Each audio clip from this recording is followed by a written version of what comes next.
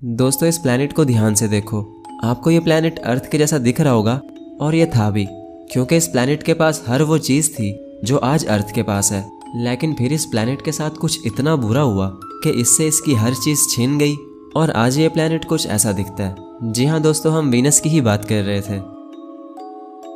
ऐसा माना जाता है कि जब अर्थ और वीनस पैदा हुए तो ये दोनों बिल्कुल एक ही जैसे थे। दोनों प्लैनेट साइज में भी एक जितने ही थे और वीनस के पास भी हर वो चीज़ थी जो आज अर्थ के पास है।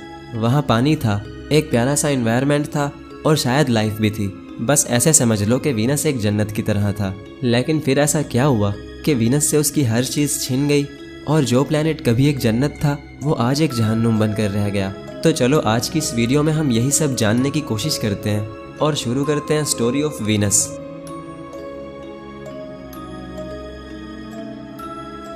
दोस्तों ये कहानी है आज से 3 बिलियन साल पहले की।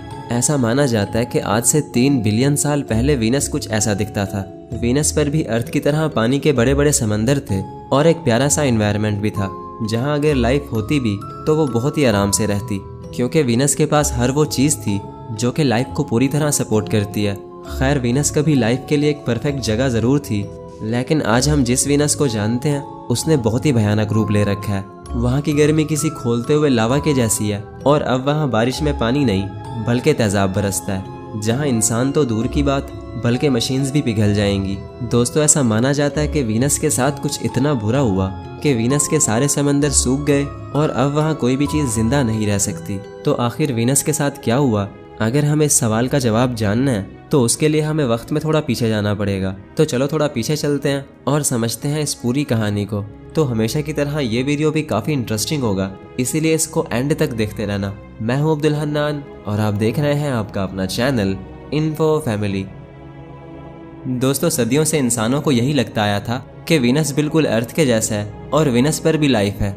अब लोग ऐसा क्यों सोचते थे? इसकी कोई तो रीज़न होगी ना। तो इसका जवाब है हाँ। दोस्तों ये बात है 1761 की। 1761 में एक साइंटिस्ट थे जिनका नाम था मिखाइल लोमोनोसोव। वो टेलीस्कोप से वीनस को देख रहे थे। जब वीनस सन के आगे से गुजरा तो उन्होंने देखा कि वीनस के ऊपर एक बाल की जितनी पतली सी लेयर है और वो लेयर और कुछ नहीं बल्कि एक एटमॉस्फेयर था। जी हाँ दोस्तों, मिखाइल लोमोनोसोव ने पहली बार वीनस के एटमॉस्फेयर को देखा और तब से ही लोगों को यही लगने लगा कि वीनस पर भी लाइफ होगी, क्योंकि एटमॉस्फेयर एक ऐसा कंपोनेंट है जो कि लाइफ के लिए बेहद ज़रूरी है।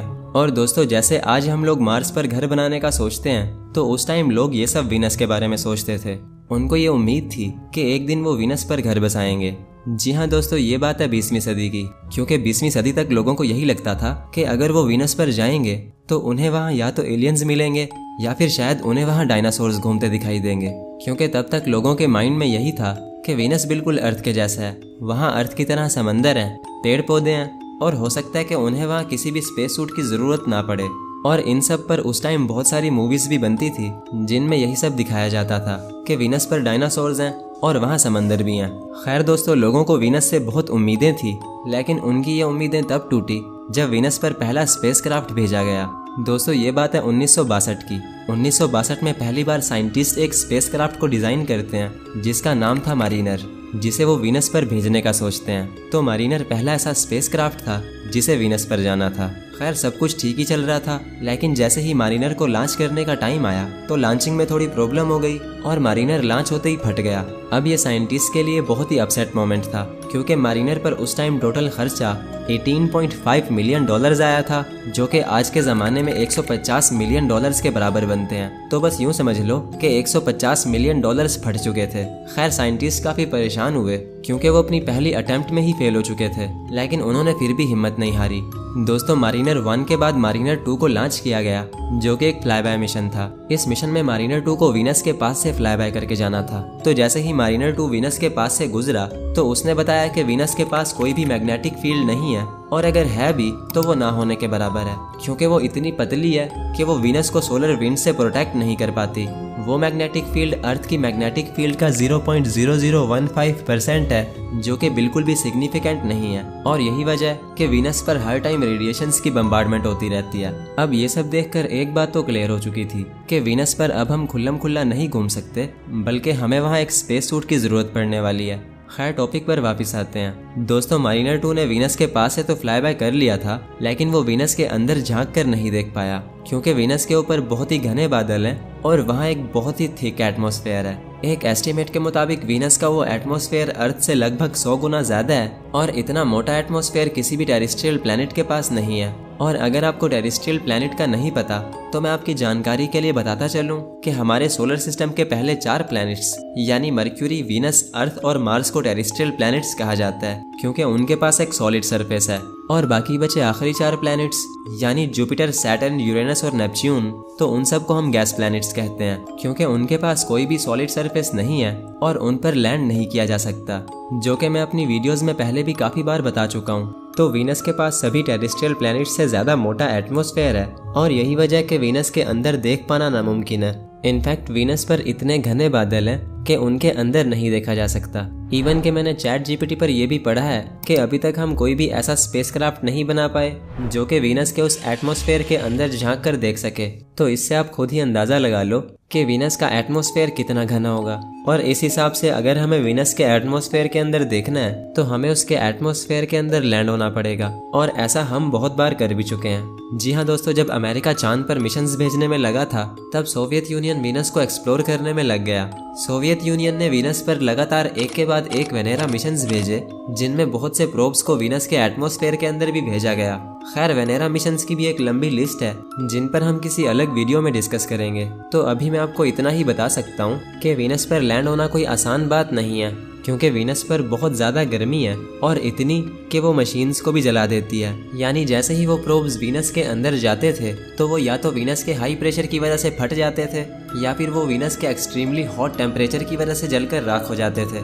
और ऐसा क्यों होता था, चलो मैं समझा देता हूँ। दोस्तों वीनस हमारे सोलर सिस्टम का सबसे गर्म प्लैनेट है। वैसे तो सूरज के सबसे क्लोज मर्क्यूरी है, लेकिन वीनस मर्क्यूरी से भी ज़्यादा गर्म है। जहाँ मर्क्यूरी पर दिन का टेम्परेचर 430 डिग्री सेल्सियस होता है, वहीं वीनस पर टेम्परेचर 500 डिग्री सेल्सियस से भी ऊपर चला जाता है। मर्क्यूरी तो रात के टाइम ठंडा हो जाता है, लेकिन दोस्तों वीनस कभी भी ठंडा नहीं होता, ये हमेशा गर्म रहता है। और यहाँ इतनी गर्मी है कि वो लेड जैसे मेटल को भी आराम से पिघला सकती है। अब आप सोच रहे होंगे कि वीनस ज़्यादा से ज़्यादा कितना गर्म हो सकता है। तो दोस्तों इसी चीज़ को नासा के एक इंजीनियर ने एक एग्जाम्पल से समझाया।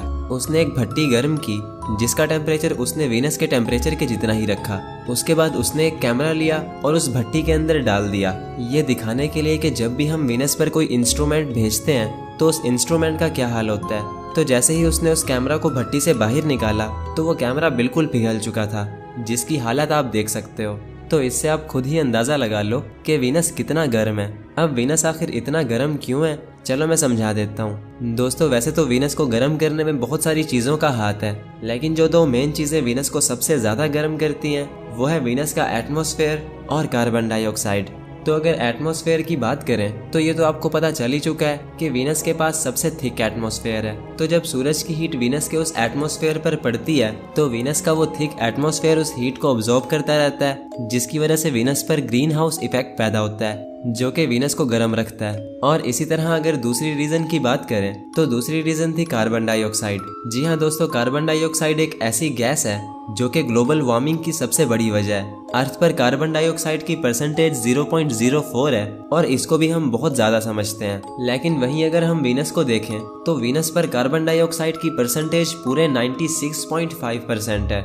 यानी यूं समझ लो कि वीनस कार्बन डाइऑक्साइड से भरा हुआ है और यही वजह है कि वीनस अंदर ही अंदर उबल रहा है। और तो और वीनस पर जो बादल हैं वो सल्फ्यूरिक एसिड के हैं, जिसकी वजह से वीनस पर पानी की नहीं बल्कि तेजाब की बारिश होती है। लेकिन दोस्तों मजे की बात यह है कि वो बारिश कभी वीनस की जमीन तक पहुंचती ही नहीं। अब आप जरूर ये सोच रहे होंगे कि आखिर ऐसा कैसे हो सकता है। तो दोस्तों जैसे कि मैंने बताया था कि वीनस पर गर्मी 500 डिग्री सेल्सियस से भी ज्यादा है, तो यही वजह है कि वीनस पर वो बारिश वीनस की जमीन तक पहुंचने से पहले ही भाप बन जाती है और हवा में इवेपोरेट हो जाती है, जो कि काफी अजीब बात है। खैर ये तो हो गई बात वीनस के टेम्परेचर की। तो अब बात कर लेते हैं वीनस के कुछ और कैरेक्टरिस्टिक्स की, जैसे वीनस का साइज, इसकी रोटेशन और इसकी ग्रेविटी वगैरह वगैरह। तो अब अगर वीनस के साइज की बात करें तो ये मैंने वीडियो के शुरू में ही बता दिया था कि वीनस का साइज भी अर्थ के जितना ही है। जहां अर्थ का डायमीटर 12,742 किलोमीटर है, वहीं वीनस का 12,104 है, जो कि बस अर्थ से थोड़ा सा ही कम है। और यही वजह है कि वीनस और अर्थ दोनों की ग्रेविटी लगभग सेम ही है। दोस्तों, वीनस की ग्रेविटी अर्थ का 91% है, यानी अगर आपका वेट 100 kg है तो वीनस पर आपका वेट 91 kg होगा, जो कि बस थोड़ा सा ही कम है। ऐसे ही दोस्तों, अगर रोटेशन की बात करें तो वीनस की रोटेशन सबसे अजीब है।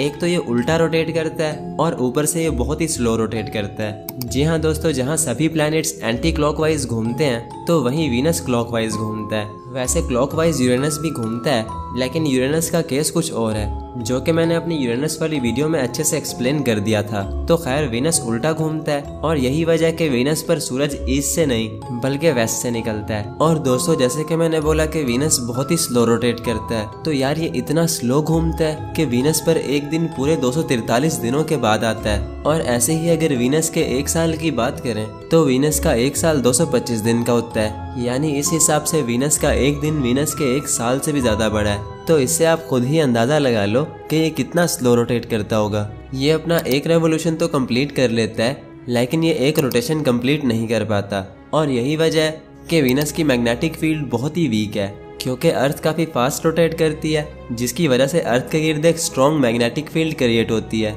यानी अगर वीनस भी फास्ट घूमता तो यकीनन इसकी मैग्नेटिक फील्ड भी स्ट्रॉन्ग होती, क्योंकि वीनस के पास भी एक हॉट मेटालिक कोर है जो कि मैग्नेटिक फील्ड क्रिएट करने के लिए बहुत ज़रूरी होता है। तो बस वीनस स्लो घूमता है और सिर्फ यही वजह है कि उसकी मैग्नेटिक फील्ड बहुत ही वीक है। खैर, आगे बढ़ते हैं। दोस्तों, हमारे सोलर सिस्टम में 5 प्लैनेट्स ऐसे हैं जिन्हें हम बिना किसी टेलीस्कोप के भी देख सकते हैं।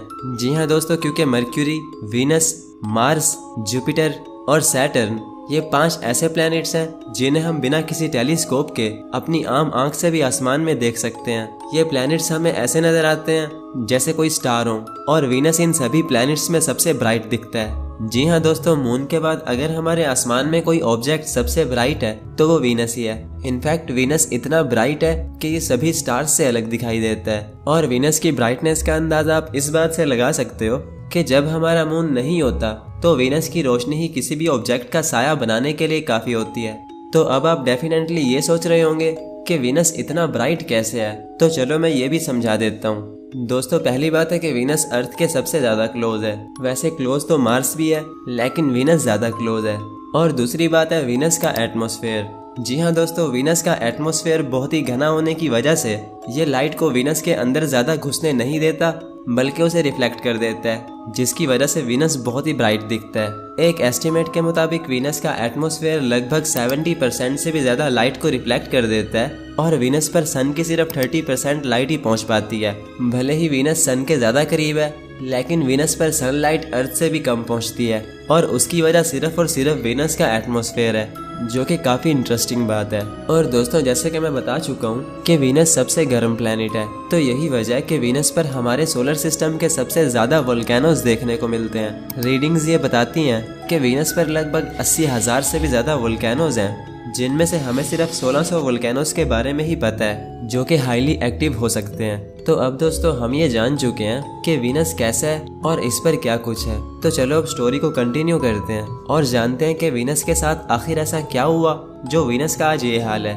तो दोस्तों, वैसे तो इस बारे में बहुत सारी थ्योरीज हैं, लेकिन जो सबसे फेमस थ्योरी है वो है कोलिजन थ्योरी। ऐसा माना जाता है कि आज से लगभग 3 बिलियन साल पहले वीनस के जितनी ही एक ऑब्जेक्ट वीनस से टकरा गई थी, जिसकी वजह से वीनस जो एंटी क्लॉकवाइज घूमता था वो क्लॉकवाइज घूमने लगा।